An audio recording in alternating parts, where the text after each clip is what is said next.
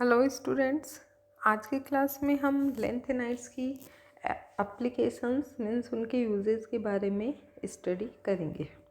सबसे पहली एप्लीकेशन की बात करें तो इनका जो उपयोग है वो ऑक्सीडाइजिंग एजेंट के रूप में किया जाता है। सबसे पहले जो एनालिटिकल और सिंथेसिस जो प्रोसेस हैं उनमें सीरियम+4 का उपयोग एक प्रबल ऑक्सीकारक के रूप में किया जाता है, क्योंकि हम सभी जानते हैं कि जो सीरियम है वो +4 ऑक्सीडेशन स्टेट भी प्रदर्शित करता है।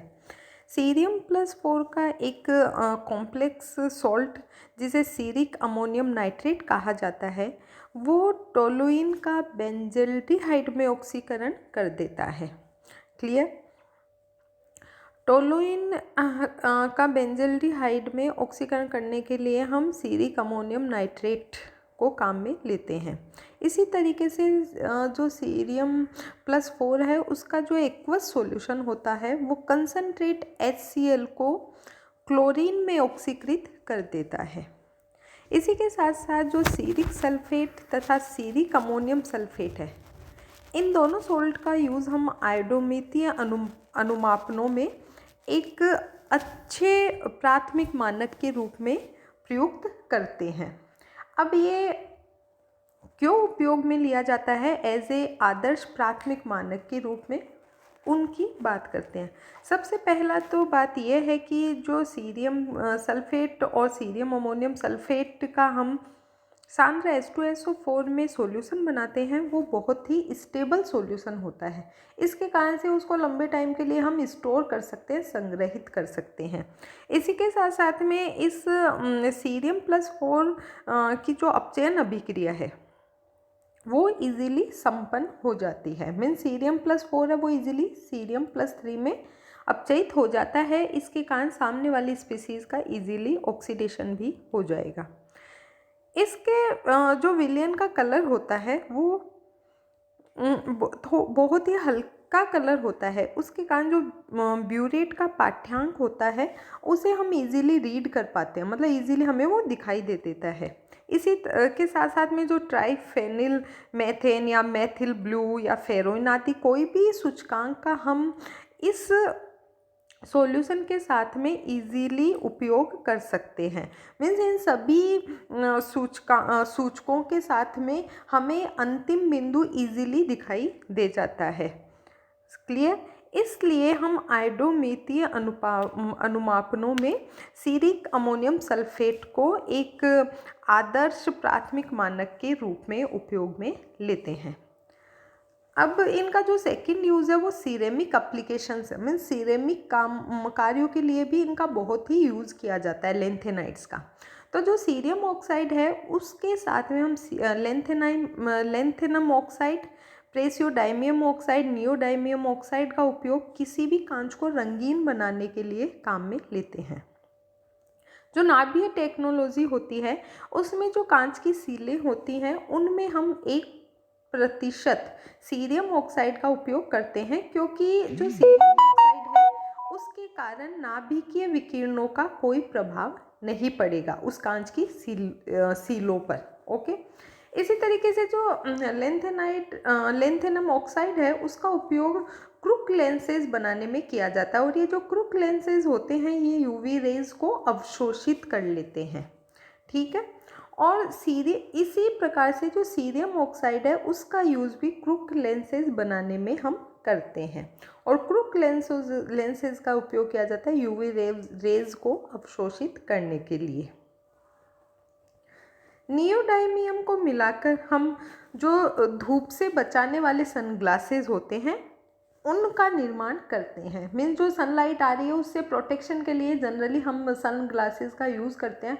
उन सनग्लासेस में नियोडाइमियम ऑक्साइड को काम में लिया जाता है।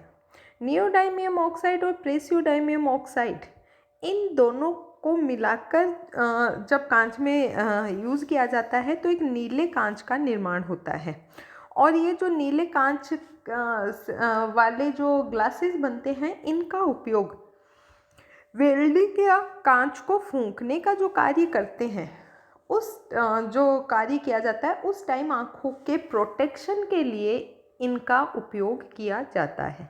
ठीक है। इसी तरीके से गैडोलीनियम ऑक्साइड और प्रेसियोडाइमियम ऑक्साइड से मिले हुए जो कांच से मिले हुए जो कांच बने होते हैं, उन कांच से जो ग्लासेस बनाते हैं उनका उपयोग न्यूट्रॉन विकिरणों से आँखों की रक्षा करने में किया जाता है। ठीक है।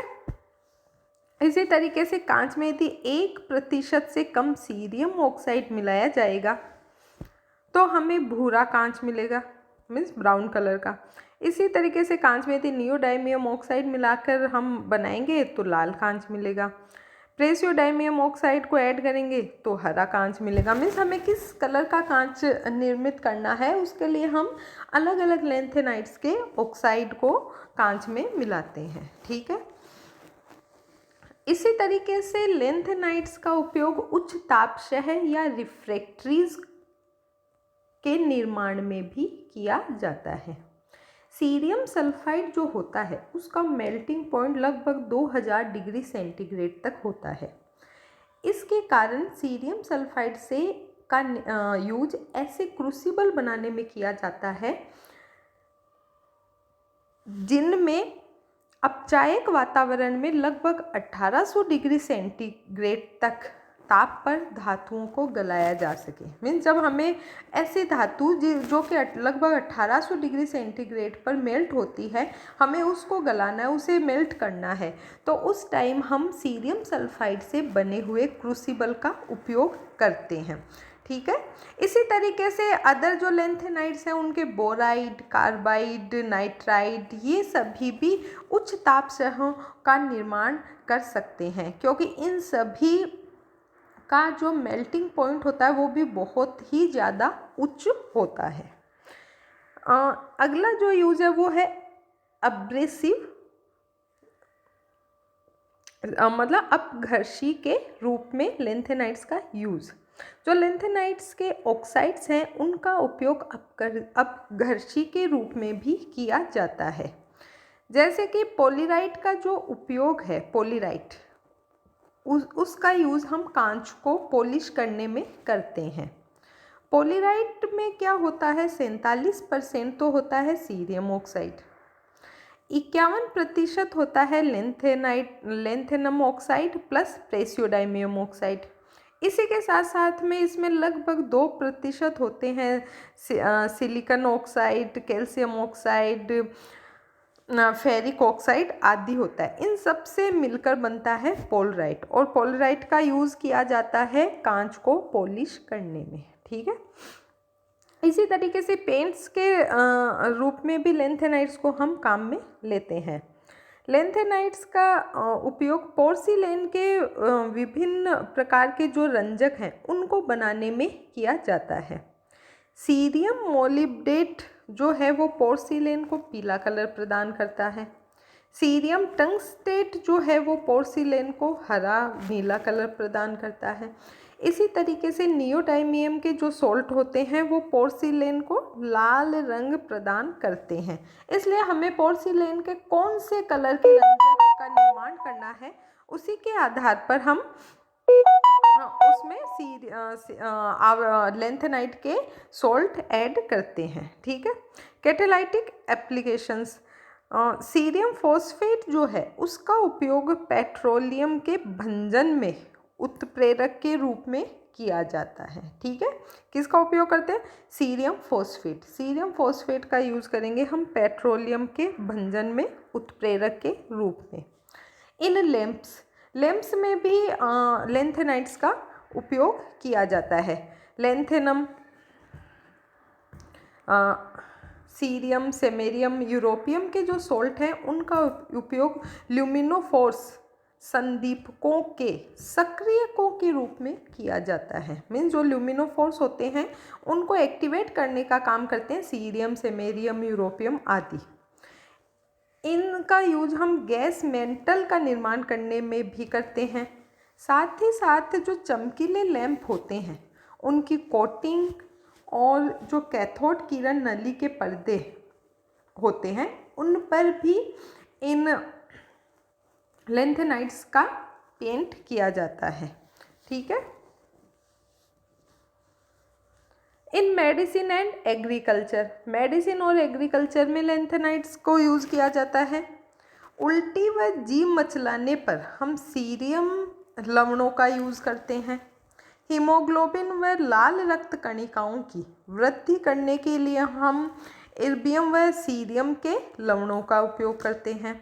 इसी के साथ साथ में जो कीटनाशी के रूप में हम प्रेसियोडाइमियम व नियोडाइमियम के सिलिकेट्स का उपयोग करते हैं, जिन्हें डीमाल कहा जाता है। ठीक है, कीटनाशी के रूप में हम डीमाल आता है एक, उसका उपयोग करते हैं और उसमें क्या होता है, प्रेसियोडाइमियम नियोडाइमियम के सिलिकेट्स होते हैं।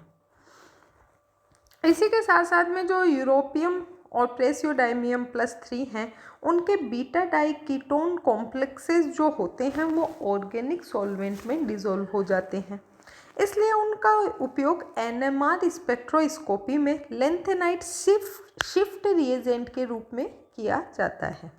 ठीक है, मिश मेटल, लेंथेनाइट से हम मिश मेटल का भी निर्माण करते हैं। मिश मेटल जो होती है उससे स्टील की वर्किंग पावर प्लस स्ट्रेंथ दोनों इंक्रीज हो जाती है।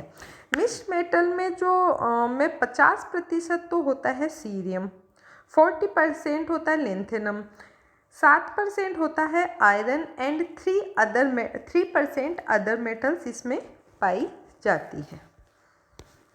आज की क्लास में ये कुछ उपयोग थे लेंथेनाइट्स के, मतलब इम्पोर्टेंट यूज़। बाकी लेंथेनाइट्स का अदर भी बहुत से उपयोग किए जाते हैं।